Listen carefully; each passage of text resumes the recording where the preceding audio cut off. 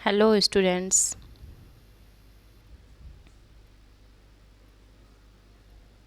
आज हम पढ़ेंगे जैसा सवाल वैसा जवाब, क्लास 4th हिंदी चैप्टर 2।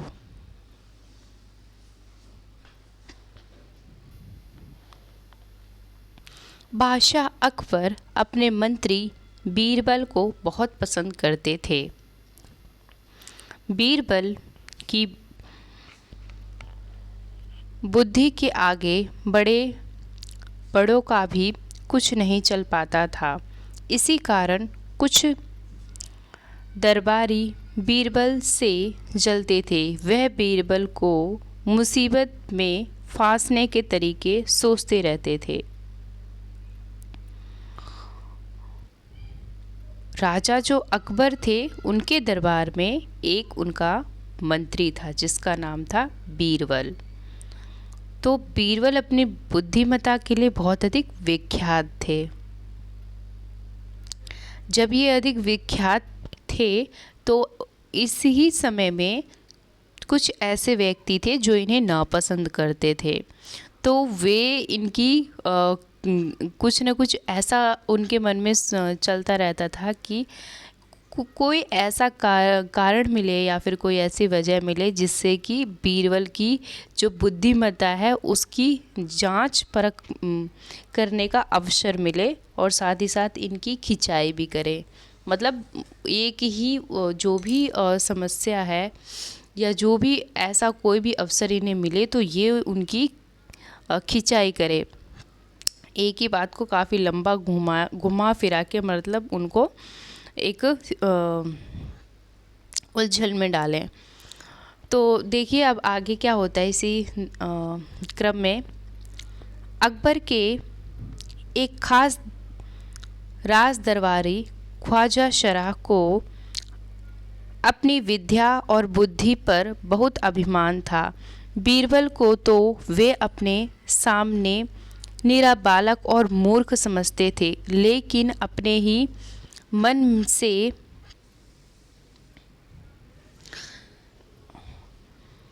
मान लेने से तो कुछ नहीं होता। अब क्या हुआ, अकबर के दरबार में जो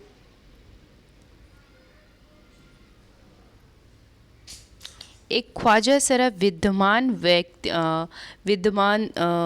थे, अर्थात उनके एक दरबार में एक व्यक्ति जो था वे अपने आप को बहुत बुद्धिमान और बलवान मानता था मन ही मन में, और बीरबल को कम महत्व देता था, उनको कम आंकता था। लेकिन अपने ही मन में से तो कुछ अपने ही मान लेने से तो कुछ नहीं होता। दरबार में बीरबल की ही तूती बोली और ख्वाजा सरह की बात ऐसी लगती थी जैसे नक्कार खाने में तूती की आवाज़। ख्वाजा साहिब की चलती तो वे बीरबल को हिंदुस्तान से निकलवा देते, लेकिन निकलवाते कैसे। तो ख्वाजा सरह है उनकी जब दरबार में कोई बात होती थी तो बीरबल के सामने उनकी जो भी उनका तर्क होता था, उनका विचार होता था, तो उनको कम महत्वता दी जाती थी। और इसकी तुलना में जो बीरबल थे उनकी बुद्धिमत्ता और उनकी चतुराई अधिक विख्यात थी। तो दरबार में अधिकांशतः इनकी बात, बीरबल की बात मानी जाती थी। तो जो ये ख्वाजा थे वे अगर उनकी दरबार में चलती तो वो मन ही मन में सोच रहे थे कि ये बीरबल है, इसको तो मैं पूरे राज्य से क्या पूरे हिंदुस्तान से ही निकलवा देता। पर अब ये प्रश्न उनके ये उठ रहा है प्रश्न कि वो निकलवाते कैसे, क्यों? क्योंकि वो न राजा है, एक छोटे से दरबार में एक दरबारी में एक पद पर आसीन है जो कि सर्वशक्तिमान जो हैं उस समय के लिए अकबर ही थे। तो एक दिन ख्वाजा ने बीरबल को अपनी मूर्ख साबित करने के लिए सोच विचार कर कुछ मुश्किल प्रश्न सोच लिए। उन्हें विश्वास था कि बादशाह के उन प्रश्नों को सुनकर बीरबल के छक्के छूट जाएंगे और वह लाख कोशिश करके भी संतोषजनक उत्तर नहीं दे पाएगा। फिर बादशाह मान लेगा कि ख्वाजा सरा के आगे बीरबल कुछ नहीं है। तो अब क्या हुआ, जो ख्वाजा सरा है उसने अपना दिमाग लगाया और वे कहता है कि वो मन ही मन में ऐसे प्रश्न ढूंढ कर रख लेता है कि जब वो अकबर के सामने बीरबल से ऐसे प्रश्न करेगा तो जो बीरबल है वो जवाब नहीं दे पाएगा, और जब वो जवाब नहीं दे पाएगा तो राजा अकबर जो हैं वे मुझे अधिक महत्व देंगे। ख्वाजा सरा अचानक पगड़ी पहनकर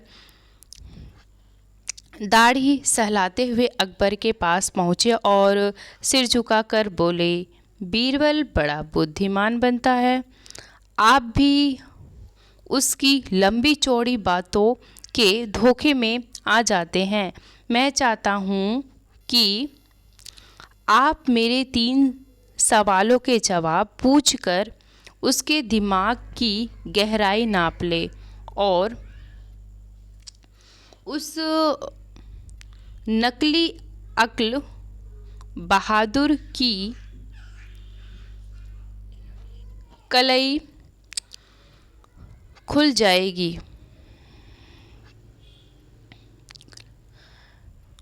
तो अब जो ख्वाजा हैं वे अपनी पगड़ी ठीक करते हुए, मूँछों पे हाथ फहराते हुए वे आते हैं राजा अकबर के पास और वे बोलते हैं राजा से कि आप जो हैं बीरबल की बहुत तारीफ़ करते हैं और वो उसकी जो बुद्धिमत्ता है उसका मतलब सम्मान करते हैं।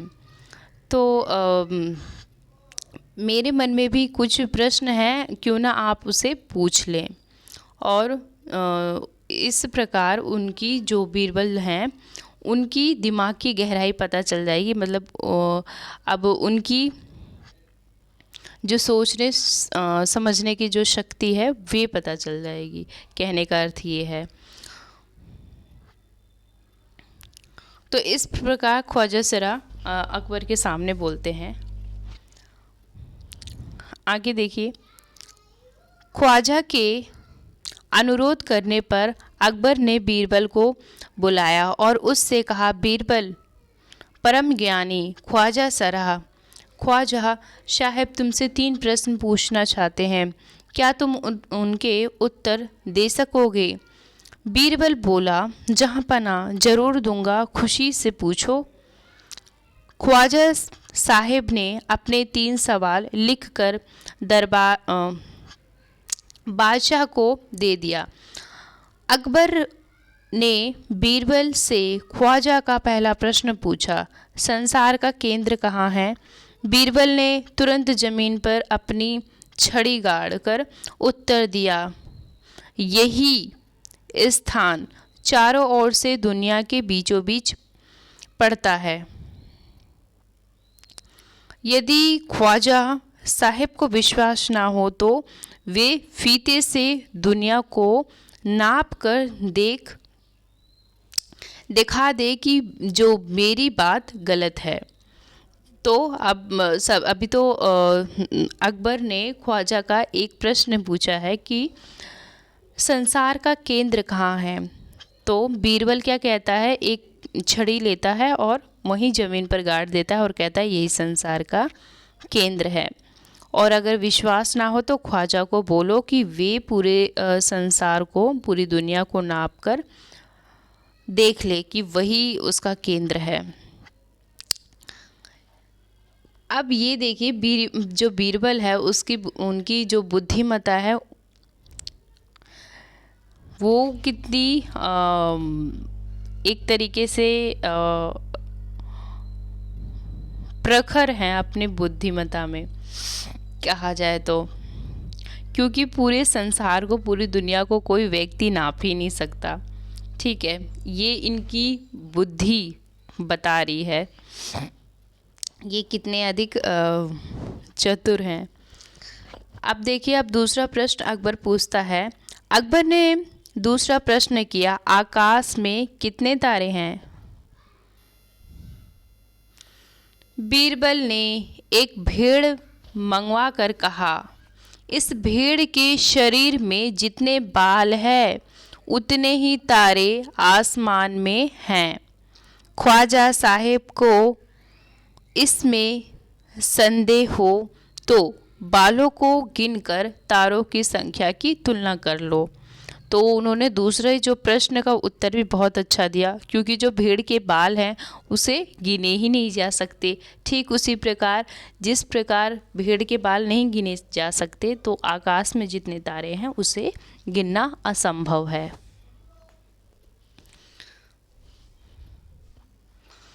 इस प्रकार दूसरे प्रश्न की पुष्टि हुई। अब देखिए आगे अकबर क्या करता है, आगे तीसरा सवाल पूछता है।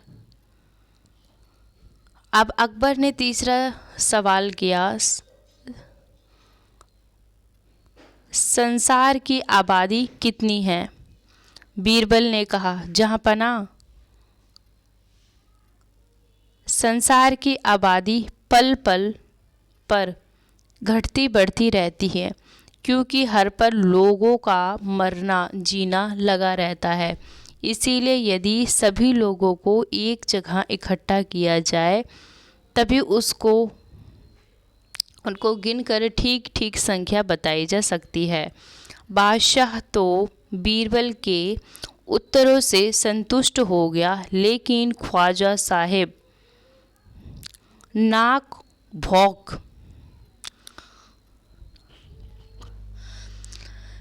भौंका से सिकुड़ कर बोले,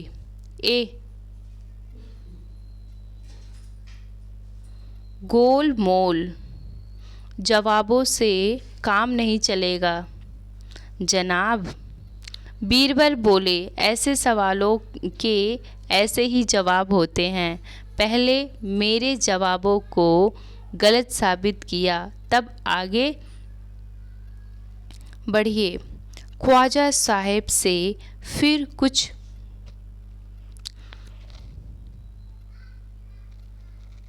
बोलते नहीं बना।